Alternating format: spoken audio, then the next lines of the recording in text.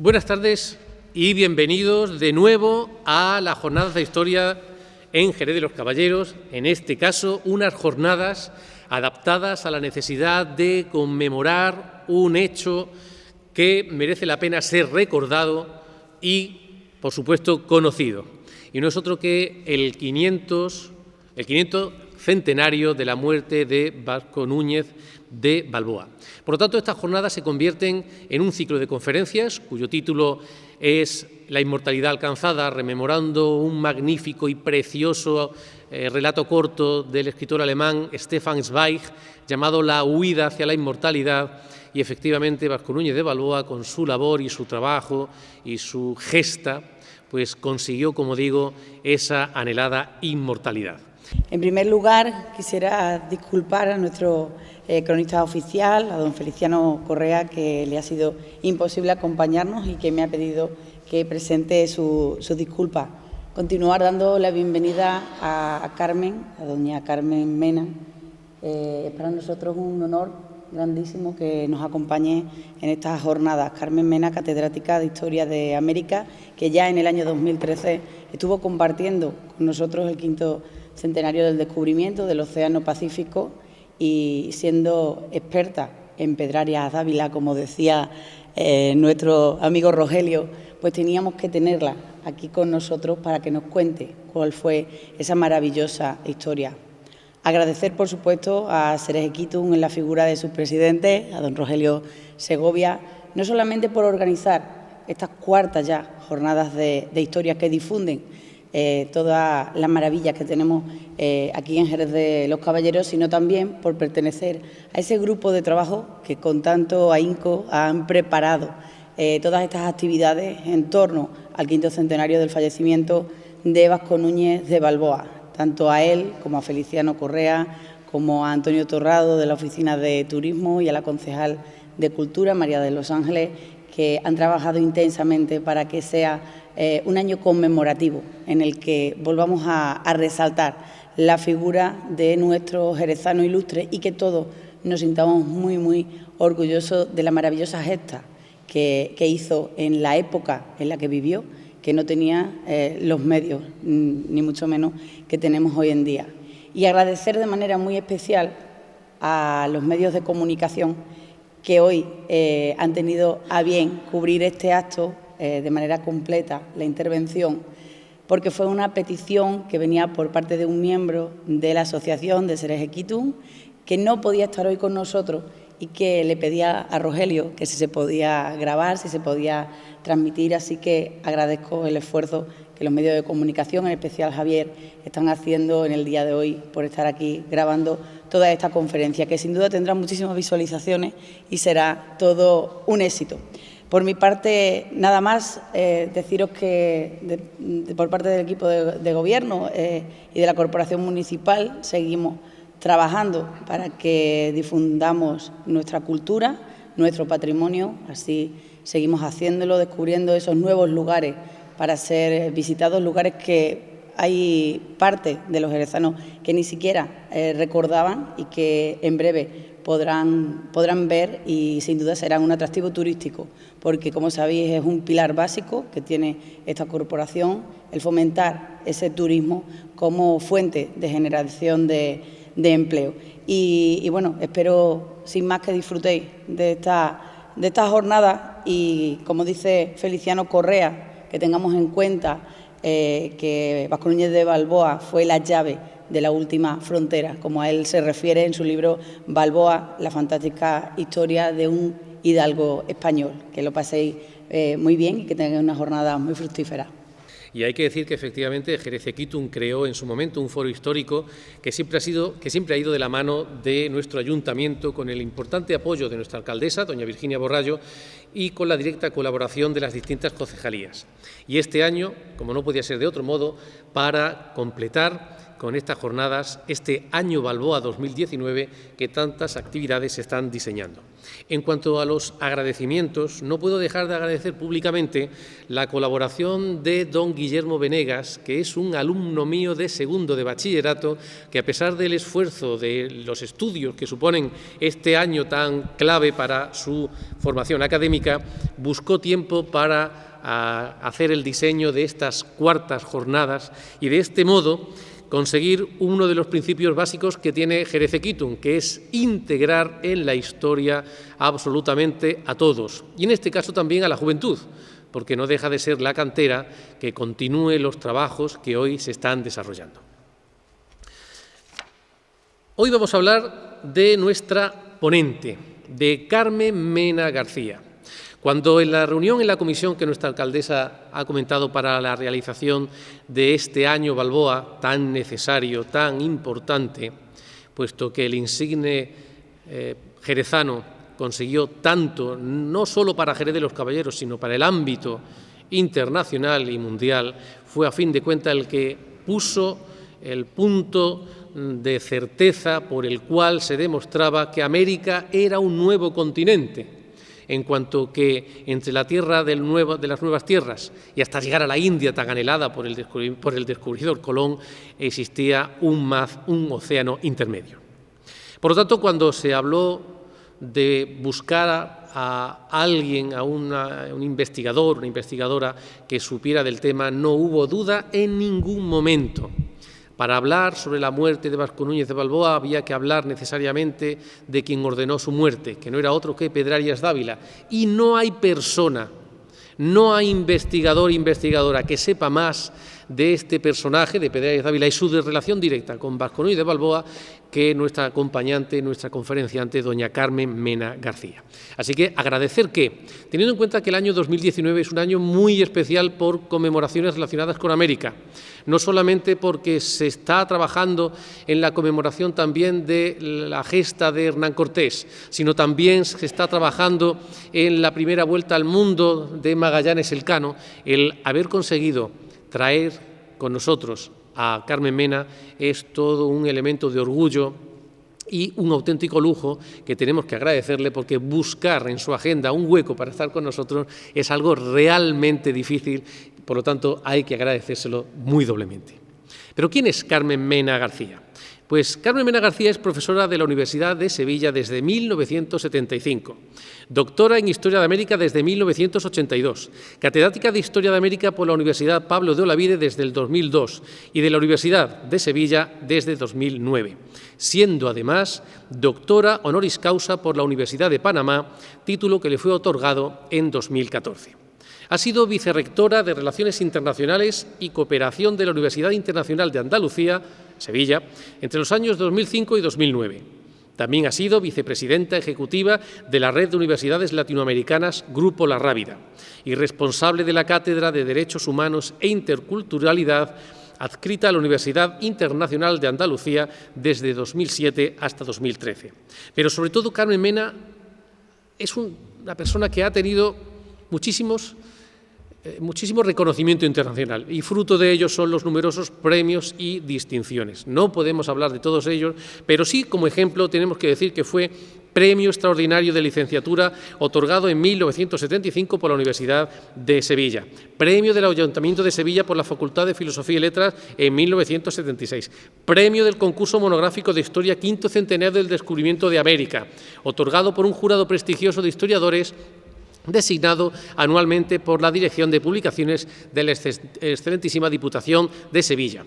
También ha sido premiada con la Condecoración Nacional de la Orden Panameña Manuel Amador Guerrero en el grado de Comendador, que es la más alta distinción que otorga el Gobierno de Panamá, honor que recibió en 1999. Pero también tiene el diploma de honor concedido por el Instituto Panameño de Cultura Hispánica, literalmente por su dedicación al estudio e investigación de la historia panameña, recibiéndolo en el año 2000.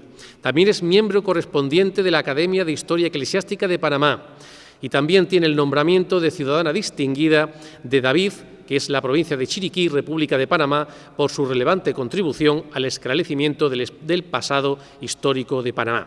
pero también tiene el pergamino de honor de la Universidad de Panamá y el Patronato Pro Cultura de Veraguas, literalmente por su aporte a la educación y a la cultura nacional. Pero además es una investigadora y una historiadora con especialización en el área de Centroamérica. Cuenta en su haber con más de 80 publicaciones como autora y como coordinadora de obras colectivas, entre las cuales, y solo cito aquellas directamente relacionadas con el tema que hoy nos expondrá, destaca las siguientes obras: Sevilla y la flota de Indias, la Gran Armada de Castilla del Oro; La ciudad en un cruce de caminos, Panamá y sus orígenes urbanos; La sociedad de Panamá en el siglo XVI; El oro del Darién, entradas y cabalgadas en la conquista de tierra firme entre 1509 y 1524. Y Santa María de la Antigua del Darién, la huella de una ciudad perdida. Y por último, para citar, Pedrarias Dávila, la ira de Dios, una historia olvidada. Profunda conocedora de este último personaje, nombre tan implicado en la historia personal de Núñez de Balboa y, por extensión, la historia de Jerez de los Caballeros, nos ofrece una magnífica conferencia que lleva por título... Sí, pasamos... que lleva por título La fuerza del destino, Pedrarias y Balboa, dos vidas enfrentadas. Título en el que se conjuga magistralmente el nombre de una ópera de Giuseppe Verdi, confieso que yo también soy gran amante de la ópera, con la personalidad de dos personajes de gran relevancia para la historia de España y América. Efectivamente, la historia surgida de la convivencia obligada y la envidia que condujo al odio entre Pedrarias Dávila y Vasco Núñez de Balboa es ante todo una historia apasionante que nuestra ponente nos va a describir, nos va a descubrir. Y es que en la periferia más remota de la América española de principios del siglo XVI, en el Darién, en la Castilla de Oro, se enfrentaron dos fuerzas muy poderosas, dos personalidades contrapuestas, con un trágico desenlace: Pedrarias Dávila y su yerno Vasco Núñez de Balboa. La glorificación heroica de Balboa, su conversión en mito, su inmortalidad alcanzada que decíamos, tal vez no hubiera conseguido una dimensión tan dramática si Pedrarias Dávila no hubiera irrumpido en 1514 en el escenario del Darién y en la vida del jerezano Balboa. Conozcamos de la mano de nuestra ponente, doña Carmen Mena, la historia que converge en Pedrarias Dávila, Vasco Núñez de Balboa, América y la forza del destino. Cuando quiera. Muchas gracias. Bueno, como siempre yo me siento aquí como en casa, de verdad, para mí, lo digo de todo corazón, es un honor y un placer al mismo tiempo regresar a esta tierra por la que siento un enorme afecto. ¿No se oye? No se oye. ¿No? Acércate un poco el micro. Sí. A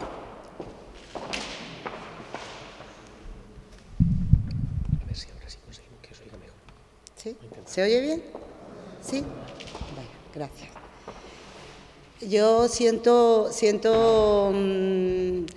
tener que decepcionarles, porque la verdad que voy a hablar muy poco de Pedrarias y muy mucho de Balboa.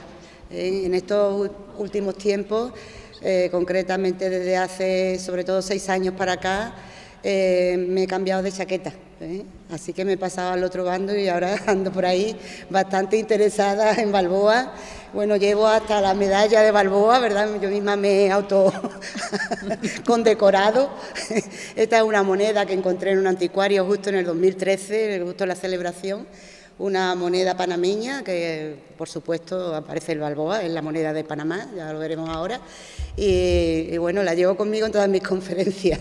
Así que voy a hablar menos de Pedrarias, voy a hablar mucho más de Balboa y sobre todo voy a fijarme en un aspecto que a mí me sigue llamando mucho la atención, que es el de ese proceso de glorificación, ¿no?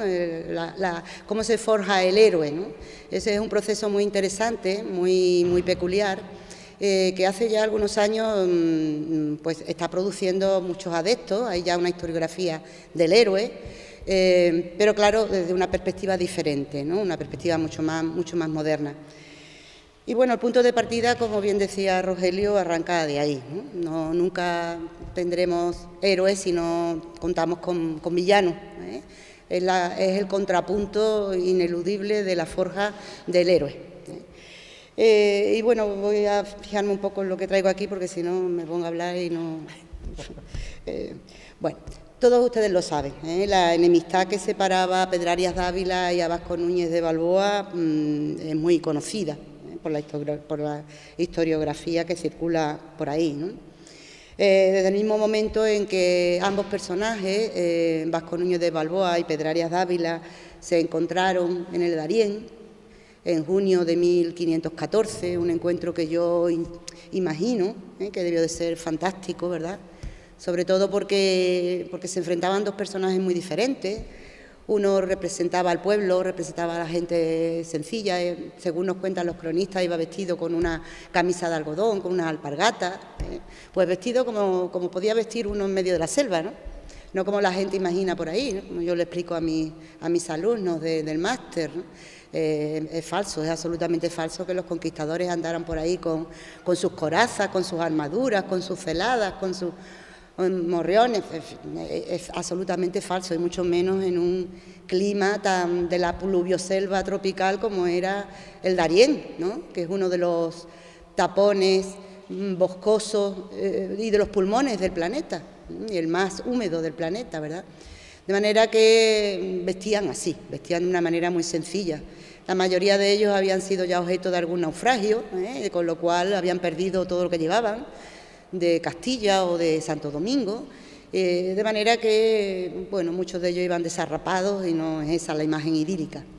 Por el contrario, en aquel encuentro que nos cuentan los cronistas, ¿no?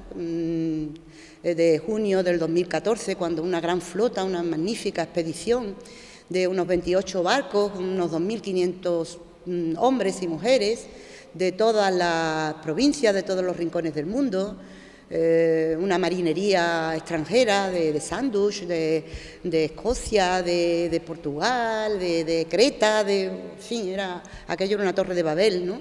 Esclavos negros, multicolor, una expedición absolutamente increíble, la segunda más grande que llega a las Indias, después de la expedición de Obando, de 1502, y arriba aquella parte del mundo, aquel rincón tropical, el Finisterre, ¿no? del mundo, la otra parte, el final de las tierras conocidas por los españoles. Los españoles no conocían aquel territorio, solamente conocían las Antillas, Santo Domingo, y todavía no se había explorado Cuba, pero de una forma muy superficial, ¿no? Por primera vez se llega a la tierra firme, como dicen ellos, que es tierra continental, era continente americano, por contraposición a las Antillas, a las islas.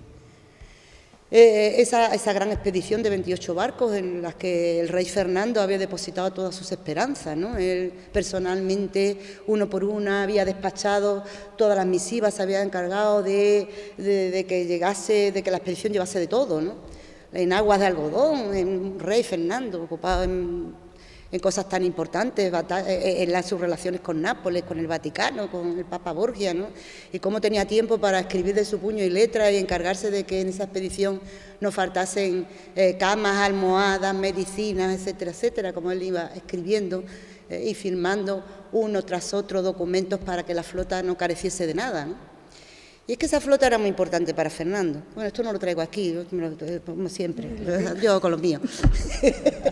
Esa flota era muy importante, pero un poco para meterle a ustedes en ambiente, era muy importante para Fernando, porque tengan en cuenta que Balboa, ya vamos a tocar a Balboa había escrito una serie de cartas diciendo que ahí en la tierra firme se había descubierto el oro, pero ¿de qué manera, no?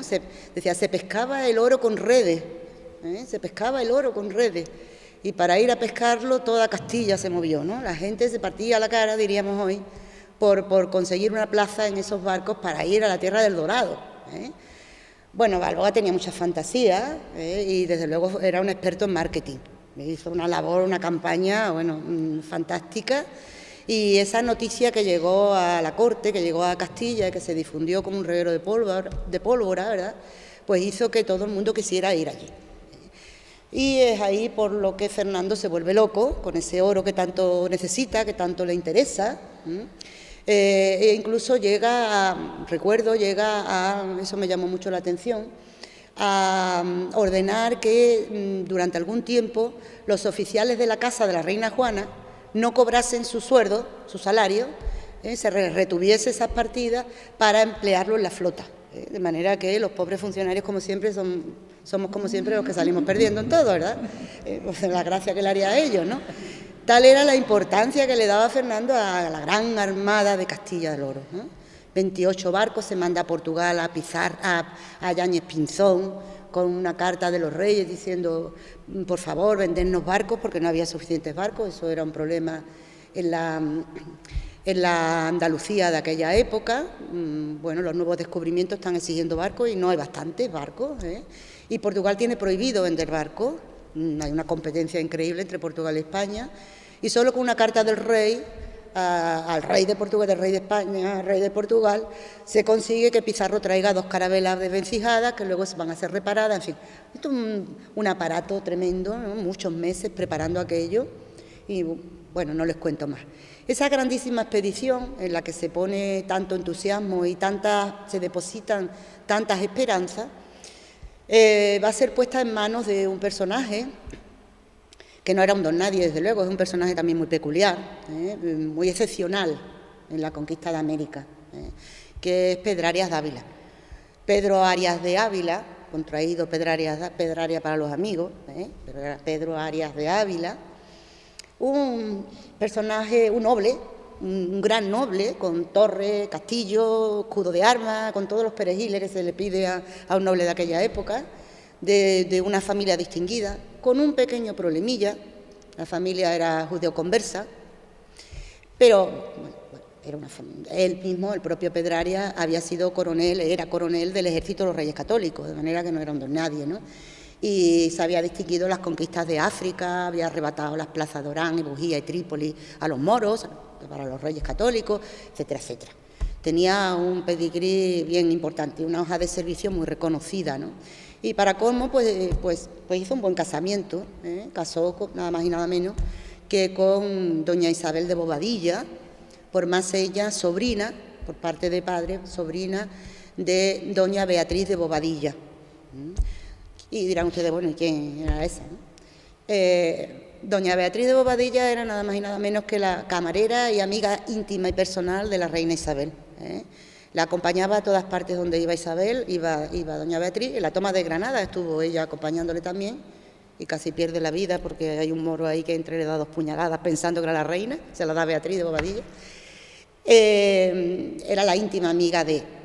Encima era también marquesa de Moya, porque su marido, el marqués de Cabrera, se había distinguido mucho en la defensa de la reina Isabel cuando consigue llegar al trono. Es el alcaide de la fortaleza de Segovia, en fin. Bueno, pues esta señora era muy importante, ¿no? Doña Beatriz de Bobadilla, por todas las razones que le comento. Hasta tal punto que se decía que después de Isabel de Castilla, Beatriz de Bobadilla. Es decir, era la segunda dama más importante del reino, según decían por ahí, ¿no? Y bueno, va a ser una sobrina precisamente de esta doña Beatriz de Bobadilla, que es Isabel de Bobadilla, la que casa con Pedro Arias de Ávila. Un matrimonio que Beatriz no va a querer, Beatriz de Bobadilla no se va a oponer. ¿Cómo se va a casar mi sobrina con el hijo de un judío? Eso. Pero al final, pues no tiene más remedio que consentir.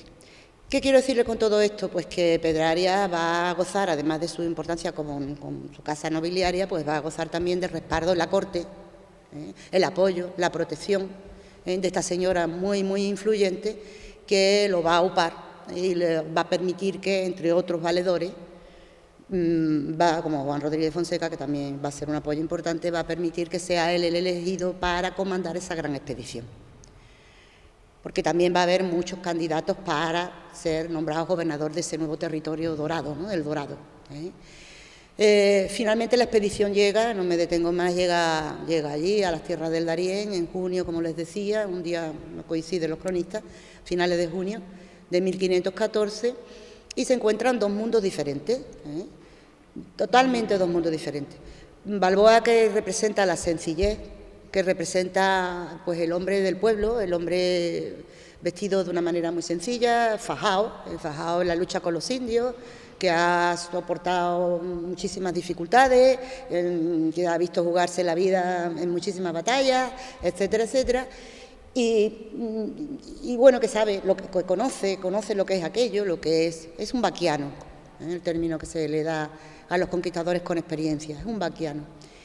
Y por otro lado, pues aparece Pedrarias, ¿verdad?, que le da la mano a doña Isabel de Bobadilla, que aparece allí entre cornetas y tambores y banderas al viento y bueno, aquello todo, porque lleva un ejército con músicos y todo, ¿no?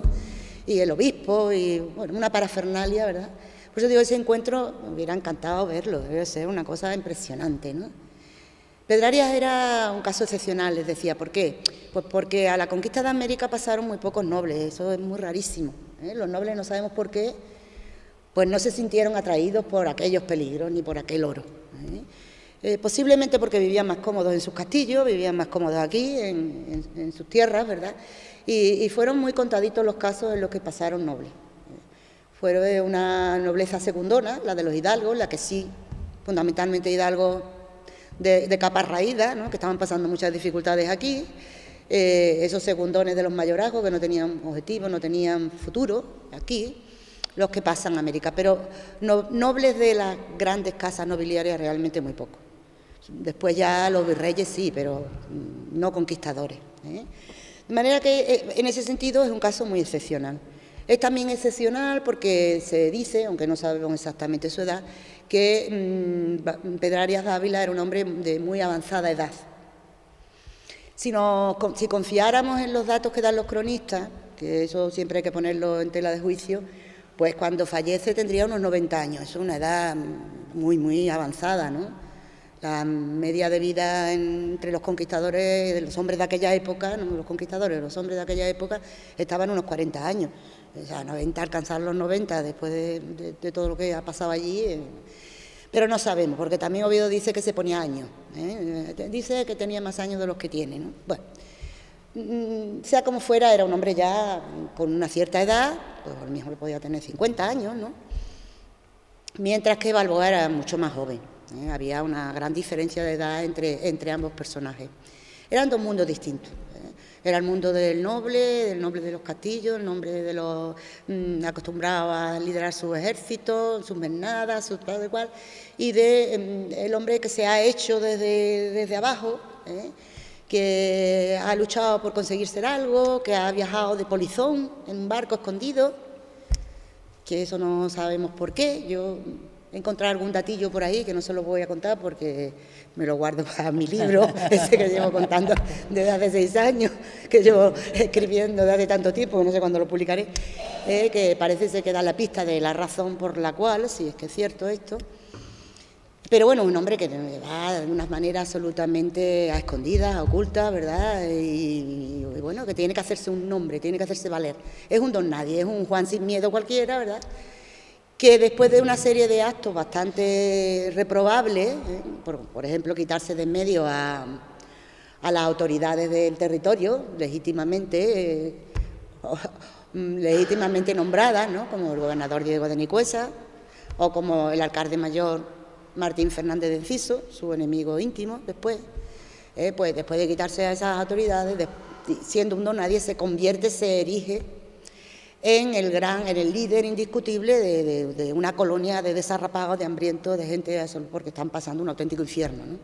Algo debía de tener Balboa, que duda cabe, debía de tener un carisma, una personalidad arrolladora, porque si no, realmente nunca hubiera podido alcanzar ese protagonismo de esa manera y en un espacio de tiempo tan corto, ¿no?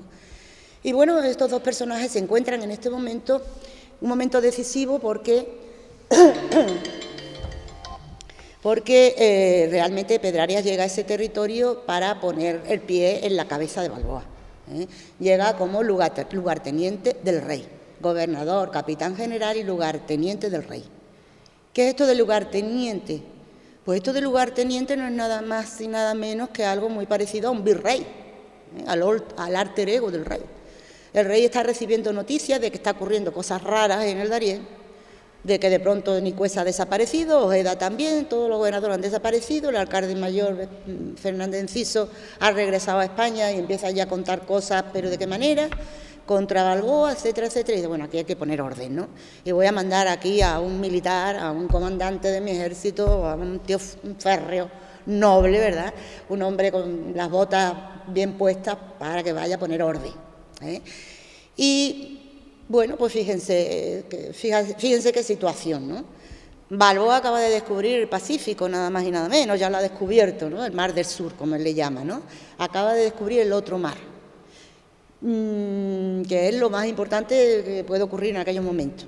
Se sospecha que hay un paso hacia la India por allí. Hasta años después se sigue sospechando, ¿eh? Que es lo que llevan buscando, bueno, lo que buscaba Colón, y cuando llegó a América, ¿no? Y eso lo ha conseguido Balboa. Pero Balboa es sospechoso de una actuación bastante irregular, ¿eh? Y Fernando decide mandar a alguien que lo doblegue, que lo controle. No le quita méritos a Balboa porque lo nombra incluso adelantado de la Mar del Sur, pero bajo la autoridad de su lugarteniente, que es Pedrarias Dávila. Si tenemos en cuenta la personalidad de Pedrarias y tenemos en cuenta la personalidad de Balboa, pues lógicamente, bueno, ni fuerza del destino ni nada, es que aquello estaba claro por dónde iba a desembocar, ¿eh? Eso era un fortín a punto de estallar, ¿no? Bueno, pues ese es el preámbulo. Y ahora vuelvo aquí porque si no, no sé ya. Bueno, de hecho, tanto uno como el otro, vamos a ver en la documentación de la época, tanto uno como el otro van a utilizar todos los medios para desprestigiarse mutuamente y para hacerse con la jefatura sin ningún tipo de cortapisa.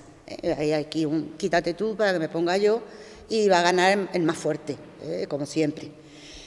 Y este enfrentamiento pues desembocó en uno de los dramas mejor conocidos de la conquista de América, como todos ustedes saben, que fue la ejecución de Vasco Núñez de Balboa en Acla en el 2019, una trágica muerte decretada por el gobernador Pedrarias tras un rápido, desde luego, y sospechoso proceso muy ilegal, que va a convertir a héroe a Balboa, y a Pedrarias no solo en villano, sino en el personaje más antipático de la conquista de América. Balboa le gustaba mucho escribir cartas, eso lo sabemos por lo que cuentan la gente que lo conoció, y por algunos destinatarios de esas cartas, como Pedro Mártir de Anglería, pero desgraciadamente y misteriosamente, pues la mayoría de esas cartas se han perdido. Con lo cual, pues resulta que solamente pues conocemos dos, y de esas dos, una ha desaparecido del archivo de India y nada más tenemos una carta personal de Balboa, una sola carta. Eso es algo absolutamente inexplicable, que mano negra ha hecho desaparecer tantísima documentación del Darién de esta época, que, como dice Toribio Medina, ese gran bibliófilo chileno, dice, pues esto es uno de los casos más raros de toda la conquista, ¿no? Una de las desapariciones más escandalosas documentales de toda la conquista. Por algo ocurrió, ¿eh? Yo tengo mis sospechas, pero realmente no se sabe. Bueno, pues hay una de estas dos cartas, precisamente la que alguien ha rapiñado en los tiempos más recientes, la redactada en 1515, en donde efectivamente vemos cómo Balboa se despacha a gusto contra Pedrarias, al que señala por su avanzada edad, por sus numerosos achaques. Hace unos meses que acaba de llegar Pedrarias, ya está escribiendo al rey diciendo: este tío es muy viejo, este tío es muy malo, este tío, que nos lo quiten de aquí porque no sabe su majestad esto lo que es, ¿no? Y dice que él es muy viejo, dice, entre comillas, ¿no? Abro comillas, que él es muy viejo para estas partes, Pedrarias, y está muy doliente de gran enfermedad, que nunca ha estado un día bueno después que aquí vino. Está diciendo, este es muy viejo, está muy enfermo, lo mejor es que lo releven al rey Fernando, ¿no? Lo denuncia también por no castigar los excesos de sus capitanes, por sembrar cizaña entre unos y otros. Dice, y esto tiene muy largamente por vicio. A juicio de Vasco Núñez, Pedrarias es textualmente hombre que, metido en sus granjerías y codicias, no se le acuerda si es gobernador ni entiende en otra cosa. Dice, pues en él reina toda la envidia del mundo y toda la codicia, gobernando a su antojo, en beneficio propio y de servicio de la corona. Semejantes atributos personales con los que Balboa adorna la figura de su rival, pues lógicamente le hace perder credibilidad. Balboa es consciente de ello, no es tonto, y por eso se cubre las espaldas solicitando a la corona que recabe la opinión de otros informadores. Lo que a vuestra majestad suplico, dice Balboa, porque yo no sea tenido en posesión de maldiciente, es que mande tomar información de esto que yo digo, de todas las personas que de estas partes van, y verá vuestra Alteza claramente ser verdad todo lo que tengo dicho. Esto que me pasa, que a mí se me olvida esta cosa. Como observaba hace ya muchos años Catherine Romoli, Balboa no era un escritor pulido, pero sí notablemente prolijo. Escribió unas cartas larguísimas. Los larguísimos despachos que dirigió al rey mientras reinó en el Darién están plagados de minuciosos detalles y de imaginarios relatos en un razonable afán de ensalzar los méritos propios y aminorar los de los rivales. Es en esta faceta, insiste Romoli, en la que Balboa se muestra menos atractivo a los ojos actuales, pues las declaraciones de sus méritos y hazañas suelen contraponerse con los defectos de sus competidores, en especial Alonso de Ojeda, Diego de Nicuesa y Martín Fernández de Enciso, a los que intenta, y Pedrarias por supuesto, a los que intenta afear en cuanto hay ocasión. Claro que Pedrarias y los rivales de uno y otro bando actuaron de modo similar. Después de largos siglos de lucha contra el Islam, los españoles estaban habituados al combate que practicaban no solo con la espada, sino también con la pluma. Sin dudarlo, se ejercitaban cotidianamente en el arte de la afrenta y una batalla legal les resultaba tan excitante como un combate en campo abierto. Con notable sentido común, Martín Fernández de Navarrete alertaba ya en el siglo XVIII, quédense con el dato, muy temprano, acerca de la necesidad que el historiador tiene de distanciarse de aquella abierta pugna sostenida entre Pedrarias y Balboa, poniendo en tela de juicio todas las acusaciones que habían vertido el uno contra el otro. En opinión del famoso historiador, solo si se les consideraba como lo que en realidad eran, dice él, rivales y competidores, podría emitirse un juicio imparcial de los personajes y sus hechos. Así lo hizo constar en una nota que agregó a los pies de la carta de Balboa y que publicó, como ya dijimos, en su famosa colección de los viajes y descubrimientos que hicieron por mar los españoles, la famosa colección Fernández de Navarrete, en donde hay una nota a esa famosa carta de Balboa que dice, él escribe, le pone una puntuación al lado, dice él, de su puño y letra. Todo cuanto Balboa habla en esta carta de Pedrarias Dávila y lo que éste dice en sus representaciones al rey contra Vasco Núñez debe leerse con desconfianza y circunspección, porque ambos eran rivales y competidores. Yo cuando leí esto digo, tío del siglo XVIII diciendo estas cosas, ¿no? Que adelantaban su tiempo, ¿no? Esto es la historia científica, el raciocinio, el poner en tela de juicio, el contrastar opiniones, bueno, en el siglo XVIII. Y continúa diciendo, en medio de estas parcialidades, enconos y querellas, es preciso juzgar con entereza y sin pasión cuantos aquellos dos caudillos hablaban de sí recíprocamente. En ocasiones semejantes, la crítica y la imparcialidad, ojalá muchos historiadores de hoy día actuaran con crítica e imparcialidad, son las que deben ilustrar los hechos y darles el justo valor y conveniente lugar que han de ocupar en la historia. Yo cuando leí esto por primera vez les confieso que me quedé de piedra. Dije, ole, ole por Fernández de Navarrete. ¡Qué barbaridad! O sea, quedé impresionada.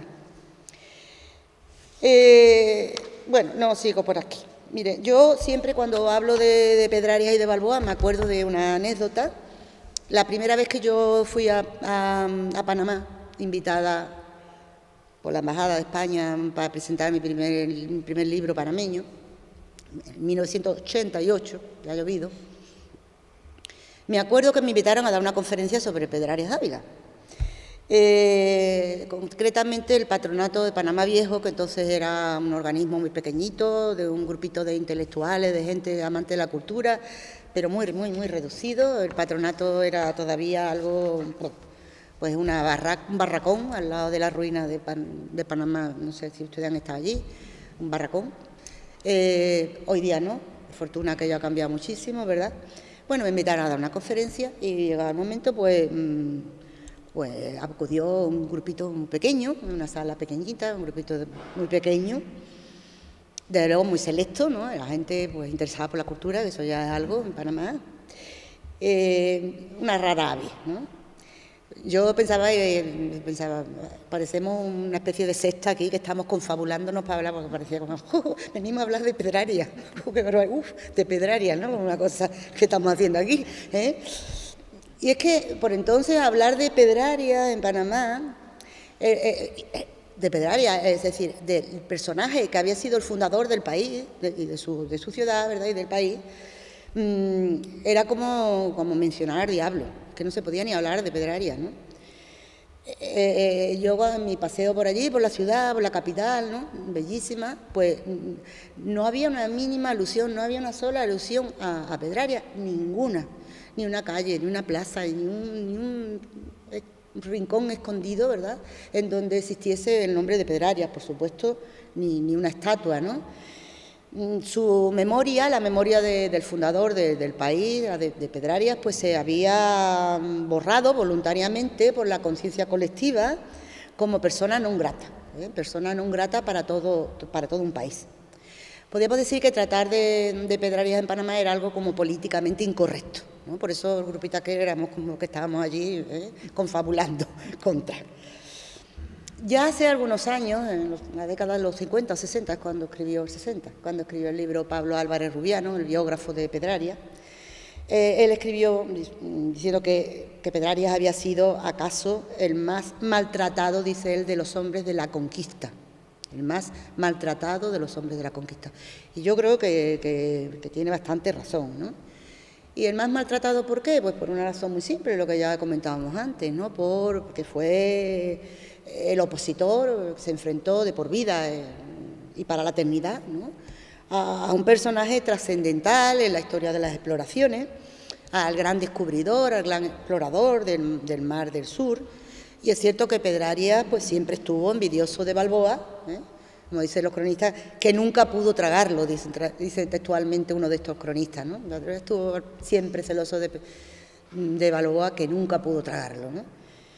Era una espinita ahí clavada la que tuvo con Balboa hasta que se la sacó, ¿no? A Pedrarias pues todos lo señalaban como el responsable de la muerte de Balboa, y no le faltaba razón, obviamente.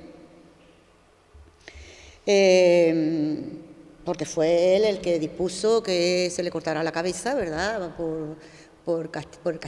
Lo acusó de insubordinación, lo que entonces se llamaba el castigo de lesa majestati, que era el acto más, no sé cómo decirle, el más castigado, el más castigado, levantarse contra la autoridad, contra el rey o contra la autoridad delegada, pues está condenado con la pena de muerte, obviamente, y fue condenado por eso, ¿no?, por insubordinación, por haberse levantado contra el gobernador, ¿no?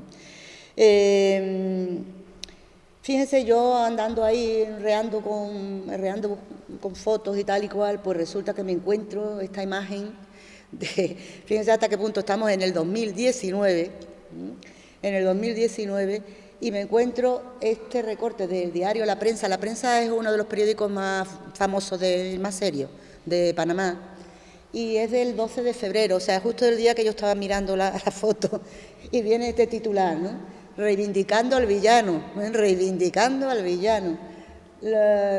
dice, historia colonial, movimiento en favor del decapitador de Balboa. Eso, hoy en el 2019. Bueno, a mí me llamó la atención, francamente me llamó la atención, porque hoy ya las cosas han cambiado, Aquí levantando la estatua al señor Linares, que era el director del Patronato de Panamá Viejo entonces, y al lado se encontraba, no aparece aquí, no se ve, al rector de la Universidad de Panamá, Gustavo García de Paredes, pues una estatua Pedrarias, ¿no? Yo cuando fui en un siguiente viaje y me encontré con una estatua dedicada a Pedrarias, pasaron muchos años, ¿eh? Esto fue en el 2012 quizás o algo así.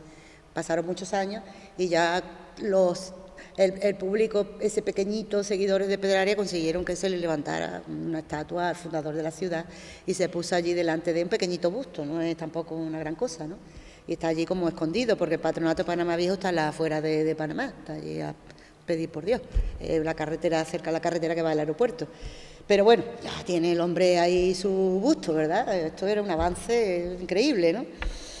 Pero fíjense cómo todavía la prensa de la época recoge la noticia, ¿no? Con qué titular, ¿no? Bueno, pues efectivamente Pedrarias se había convertido en un personaje odioso. Voy cortando porque es que estoy hablando demasiado.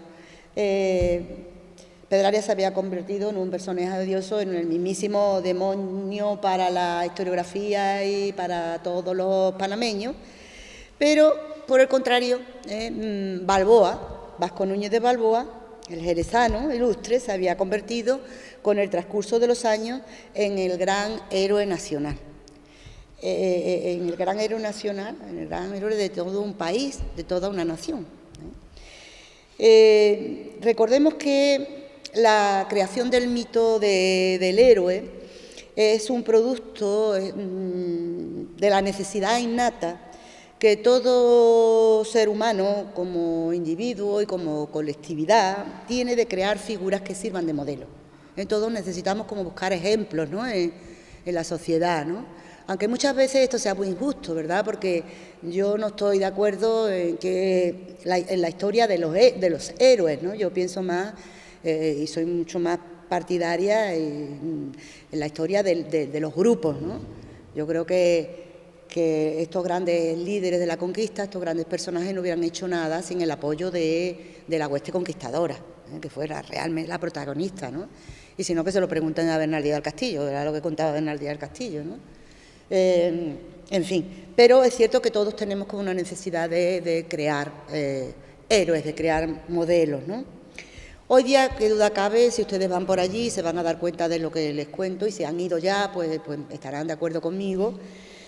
Toda Panamá, toda la República de Panamá parece sentirse muy orgullosa del conquistador jerezano cuando lo recuerda en sus monedas, en sus calles y plazas. La moneda del Balboa es la moneda nacional, Balboa. Tiene la paridad con el dólar, en realidad solamente circula de una forma fragmentaria, pero porque es un dólar, un Balboa, el dólar, un Balboa. Pero bueno, es la moneda nacional, ¿verdad? Con la imagen imaginada de Balboa, porque no tenemos ninguna representación gráfica de Balboa, no sabemos cómo fuera. El único que nos transmite una imagen escrita, la estatua escrita, ¿verdad? Nos la transmite Las Casas, que lo conoció, y dice que era rubio, que era bien parecido, vea ese guapetón, da igual, pero realmente no sabemos cómo era, ¿no? Después ya la gente se lo ha imaginado, ¿verdad? Los pintores, sobre todo del siglo XIX, que tanto les gustaba crear héroes, ¿verdad? Pues lo representaron, ¿no? Ni siquiera esta imagen también que ven ustedes aquí, en realidad, si ustedes buscan en internet, Pedrarias Dávila, aparece ahí este señor que no es es otro conquistador, diferente, es una pintura de las décadas de Herrera, no me acuerdo ahora mismo el nombre, lo confieso, pero es un conquistador perdido, ¿verdad? Y ellos lo han cogido, quien sea, pues ha dicho, este era Pedrarias Dávila, aquí lo pongo. Pues no sabemos cómo era, ni Pedrarias Dávila, ni Balboa. Bueno, hoy día, como les decía, en Panamá hay múltiples señales de Balboa, múltiples recuerdos. Por cada esquina, por cada rincón está Balboa, está el nombre de Balboa, ¿no? La gran estatua, que ahora hablaremos de Balboa, la magnífica estatua de Balboa, con decoraciones como esta, de la Orden de Balboa, En el cuerpo, esto me lo encontré la última vez que estuve allí, con la ruta que sale, la Policía Nacional también aparece Balboa, le hice la foto, ¿no? O sea, porque los bomberos, la policía, todo es Balboa, todo es Balboa. Y por ser todo Balboa es hasta la cerveza, que la mejor cerveza que ustedes pueden pedir allí es la cerveza Balboa, esa es la más buena. También la cerveza se llama Balboa, ¿verdad? Los sellos, etcétera, todo recuerda a Balboa, todo recuerda a Balboa. No obstante, y esto quizás es menos conocido, no obstante, si me alargo mucho me avisan y cortamos y ya está, porque he perdido ya un poco la cuenta. Balboa, una vez desaparecido, no por su voluntad, desde luego, también tuvo que recorrer su particular calvario, por eso digo que esto no es muy conocido, ¿no? Y lo cierto es que la historia se olvidó de él. Balboa ha estado en el limbo de los no existe, ese limbo durante varios siglos, ¿Y quién tuvo la culpa de esto? ¿Quién borró de un plumazo a Balboa? ¿No? Esa sería la pregunta, ¿verdad? Pues fíjense, la culpa la tuvieron un vasco y un portugués, es decir, Magallanes, Hernando de Magallanes, Hernando Magaláes, ¿verdad? Y Sebastián Elcano, esos tuvieron la culpa. ¿Y por qué? Pues porque esa magnífica expedición que ahora estamos celebrando, tenemos hasta en la sopa la primera vuelta al mundo, por lo menos allí, múltiples conmemoraciones y múltiples empresarios de ellos, no sé cuántos, sí. Más difícil sabrá que lo que se publica que tenga alguna originalidad, pero bueno, todo el mundo se apunta ahora a este evento, un evento larguísimo además, porque el viaje duró 3 años, con lo cual tenemos 3 años para estar celebrando el evento, desde el 19 hasta el 22, ¿verdad? Bueno, autores de la primera vuelta al mundo, más Elcano que Magallanes, que murió en la islita de Matán, los indios lo mataron, ¿verdad? Y que ahora estamos conmemorando. Ellos se convierten, per se, en los héroes de una gesta de dimensiones planetarias. Uno de los acontecimientos de la primera vuelta al mundo, que duda cabe, uno de los acontecimientos más importantes de la historia de la humanidad, y precisamente por eso pues borraron de un plumazo y sin quererlo a nuestro Vasco Núñez. ¿Y por qué? Pues es cierto, Vasco Núñez descubrió en 1513 en tierras panameñas ese ansiado océano. En realidad no lo descubrió, que no lo sepa nadie, en 1512 ya los portugueses estaban allí. Él ha visto desde la altura, desde la Sierra de Perijá, ha visto los 2 océanos, pero realmente no fue el primero en llegar allí. Pero bueno, nosotros vamos a seguir diciendo eso, que para eso Vasco Núñez es nuestro. Eso. Por el contrario, la expedición de Magallanes Elcano, él no encontró, en Balboa no encontró el cruce del istmo, no encontró el paso natural, la vía, el estrecho que se estaba buscando con tanto afán desde Cristóbal Colón.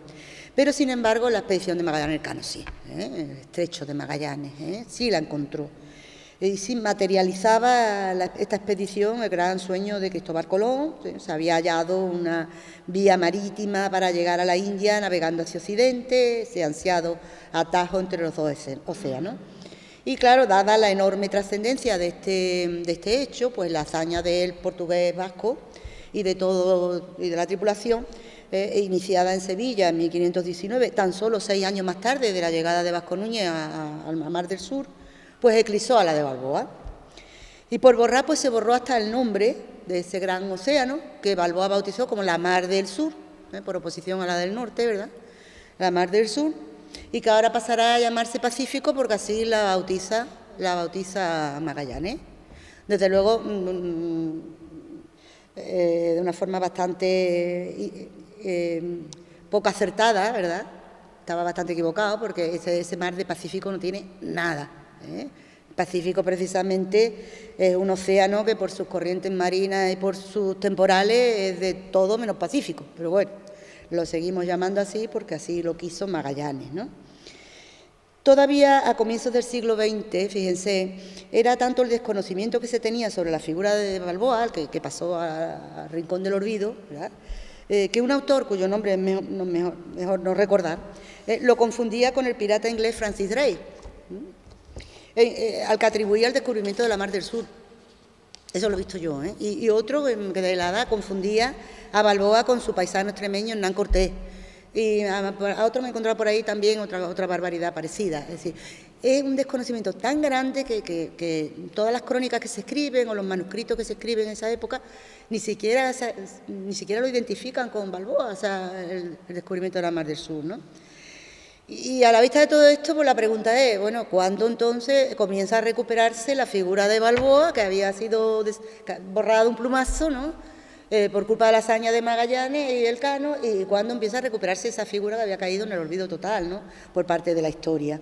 Y la otra pregunta sería, ¿cuándo comienza ese proceso de glorificación en Panamá hasta el punto de que sea el héroe nacional del país, ¿no? ¿Cuándo y por qué, no? Bueno, puede decirse que el pistoletazo de salida de ese proceso de glorificación se dio en 1913, en 1913, celebración del descubrimiento de la Mar del Sur, centenario del descubrimiento de la Mar del Sur. En la España de Alfonso XIII, de Victoria Eugenia, que ven ustedes aquí en la imagen, los factos del cuarto centenario del descubrimiento de la Mar del Sur pues constituyeron todo un acontecimiento. Era un momento político clave. Fíjense, en el 98 habíamos perdido las colonias, ya lo poquito que nos quedaba, ¿verdad? Y había comenzado la decadencia española de una manera brutal, ¿no? Y bueno, en 1913 se sentía una necesidad de estrechar los lazos con las repúblicas hermanas que habíamos perdido.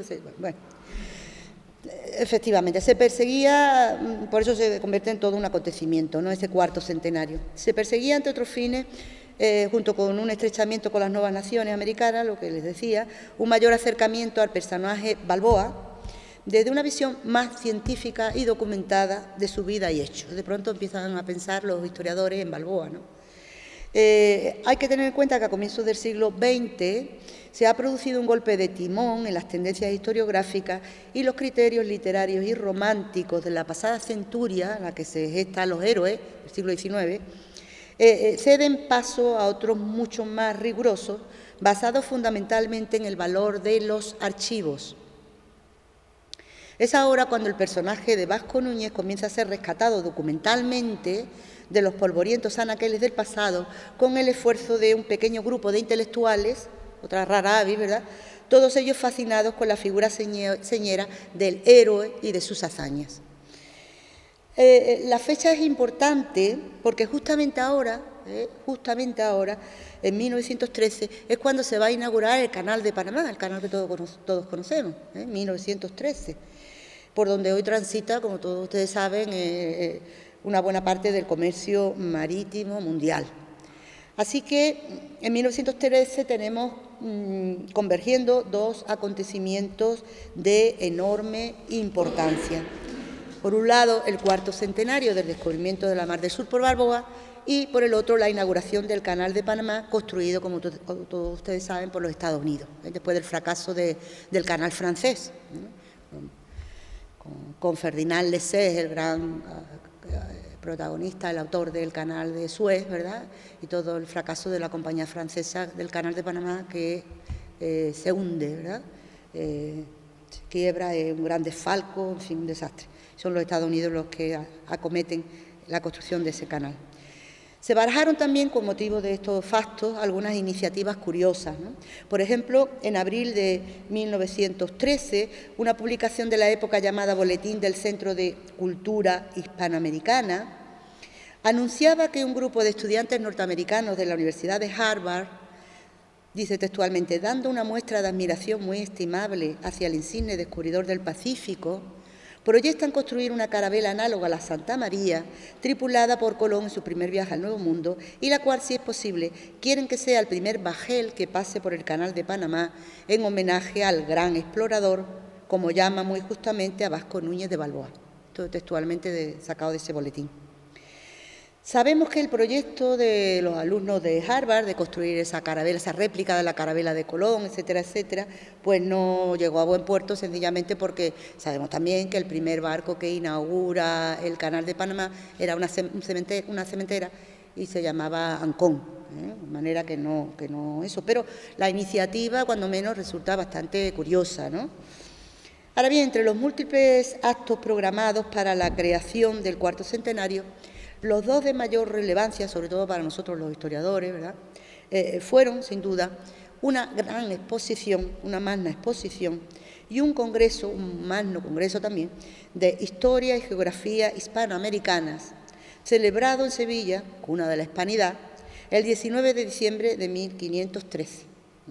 Ese día, 19 de diciembre de 1513, el Archivo General de Indias abrió sus puertas para inaugurar la exposición documental y cartográfica americana, en la que se dieron a conocer valiosísimos documentos y planos históricos procedentes de muy diversos repositorios nacionales, así como de colecciones particulares, lo que constituía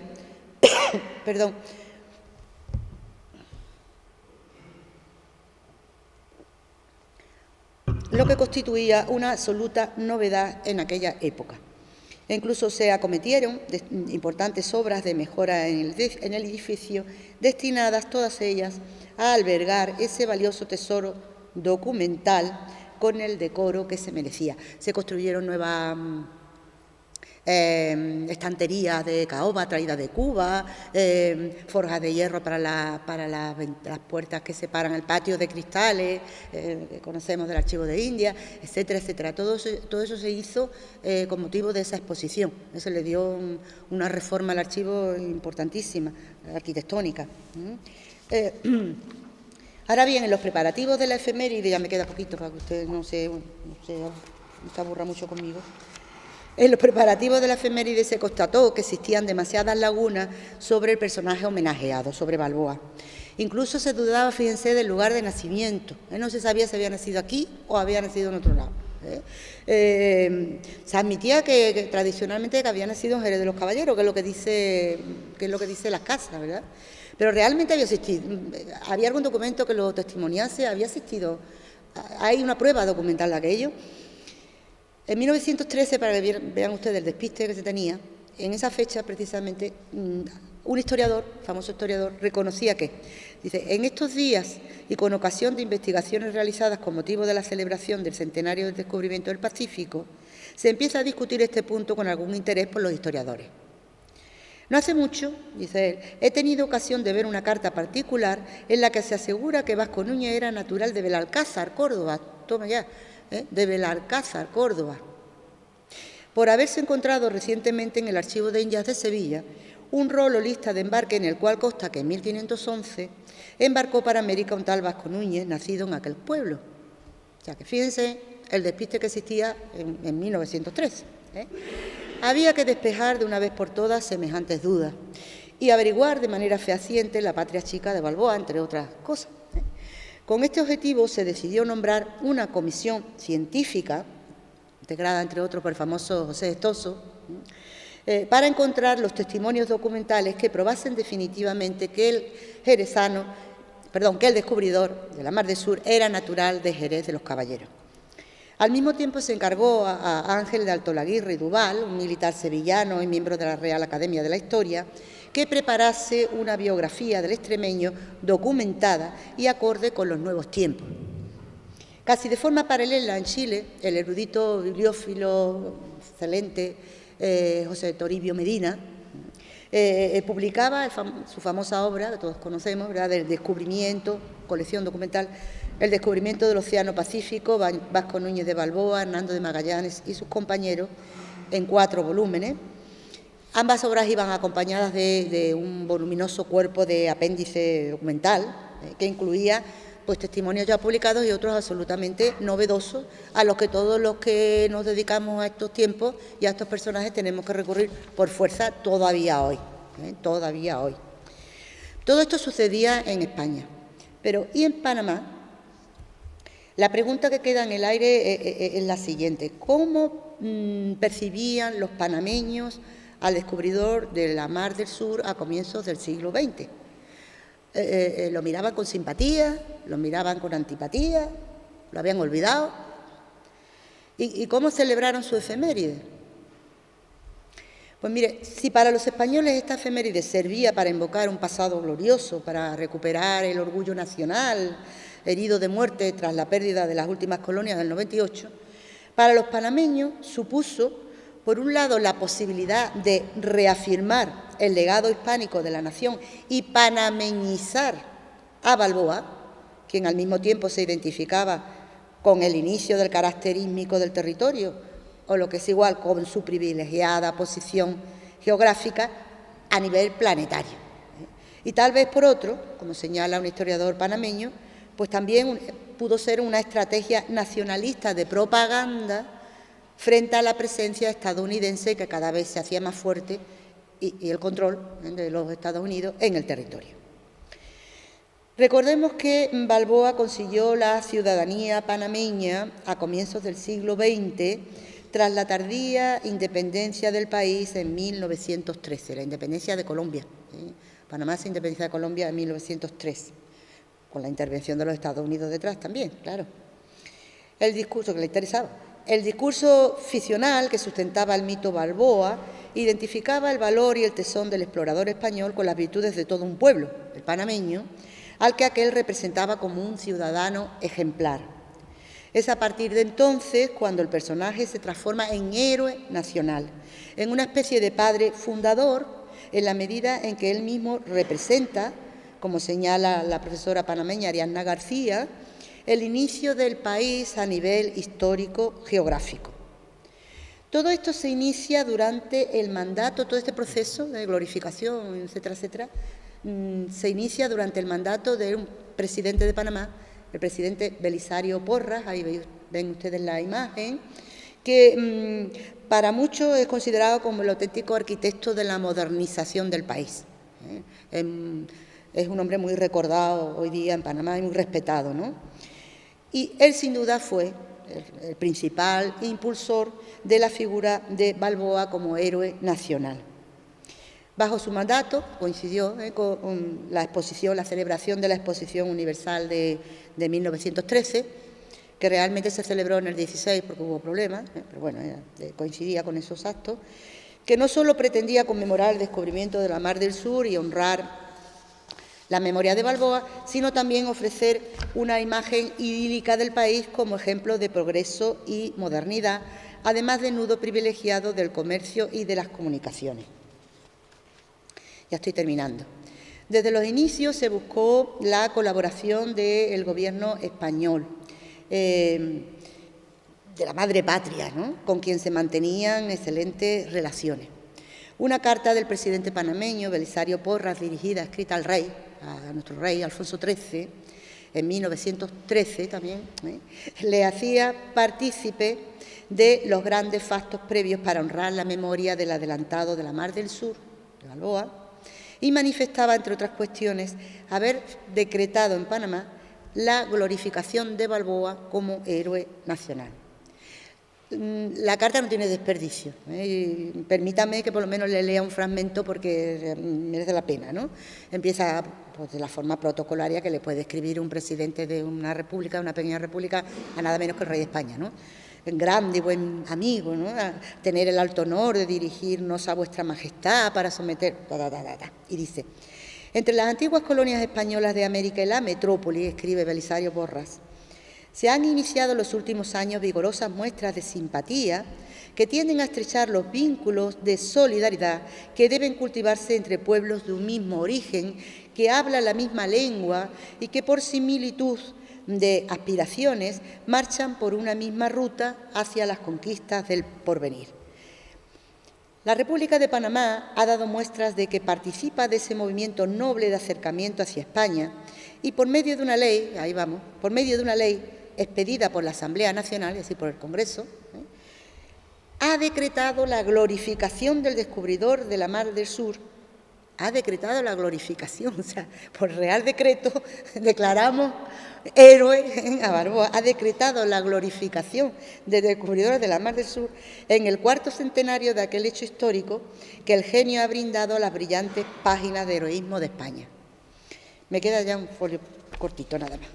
Además, el presidente Belisario Porras recordaba en su carta a Alfonso XIII los diversos mecanismos de identidad nacional formulados por el gobierno panameño en memoria de Balboa.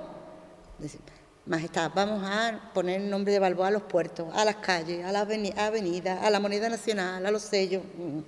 Y como parte de los festejos nacionales, le comunicaba el acuerdo del país de levantar, de su presidencia, de levantar una gigantesca estatua dedicada a Vasco Núñez a la entrada del Canal de Panamá, a imitación nada más y nada menos que de la emblemática Estatua de la Libertad de Nueva York, que acogió a tantos inmigrantes llegados a los Estados Unidos desde todos los rincones del planeta, junto a la famosa isla de Ellis, ¿verdad? Por último, invitaba al monarca a participar en la erección del monumento y solicitaba con este fin la Majestad, mándeme un poquito de perrilla, no vamos a ver el monumento a Balboa, pero una ayudita, por amor de Dios, ¿verdad?, del Gobierno español. Efectivamente, el Gobierno de Alfonso XIII, muy generoso, contribuyó con una suma de 50.000 pesetas de la de entonces, que eran muchas, 50.000 pesetas, ¿verdad?, para la construcción de la majestuosa estatua en bronce dedicada al descubridor de la Mar del Sur, cuya realización fue encomendada a dos geniales escultores españoles, que ustedes habrán oído hablar de ellos, seguramente, por lo menos del primero, maestros del realismo decimonónico, como fueron Mariano Benlliure. Mariano Benlliure es el autor de la figura de Vasco Núñez de Balboa frente a la bahía de Panamá, en la avenida Balboa, ellos le llaman el cinturón costero, la avenida Balboa, la magnífica estatua de Vasco Núñez de Balboa, Mariano Benlliure y Miguel Blay Fábrega. En contra de lo previsto, el lugar elegido para emplazar el monumento tuvo que ser modificado. Los Estados Unidos dijeron no. Alegaban razones estratégicas y se negaron a aceptar que la estatua de Balboa se ubicase en la entrada del Canal de Panamá y hubo de buscarse otro emplazamiento, en este caso también un lugar importante, pero no tanto, ¿verdad?, en la famosa avenida costera frente al mar, en donde la figura de Balboa se exhibe majestuosa sobre el globo terráqueo, sujetando en una de sus manos. Esta es una imagen muy antigua, ¿verdad?, de cómo estaba inicialmente, ahí se ve, ¿verdad?, la disposición de la estatua frente al mar. Esto hoy día está muy modificado, hoy día, bueno, como Panamá ha cambiado tanto, esto se lo ha comido ya con la cinta costera, como se están comiendo esa zona del océano que se está convirtiendo en un estercolero, es uno de los grandes lagos, fíjense. La imagen que yo le digo, pues estaba por aquí y ahora todo esto lo han echado tierra, se van comiendo, que además, olvídense de aguas azules, unas aguas negras llenas de fango y de una pena, vamos. En fin, esto parece más bien una imagen de Miami, pero esto es realmente Panamá, la Panamá rica. Hay otra Panamá pobre que no les enseño, que está detrás. Y aquí es donde figura precisamente esa imagen majestuosa, como les decía, que hizo Mariano Benlliure, que la imagen del héroe apareciese sobre el mundo, sobre el globo terráqueo, ¿verdad?, con una bandera de Castilla en las manos, en una mano, y con la otra una espada, que además está invertida, porque de una forma intencionada, ¿verdad?, con la cruz de la religión cristiana, antes que el arma del guerrero, ¿no?, y señoreando ese océano descubierto hace ya 500 años.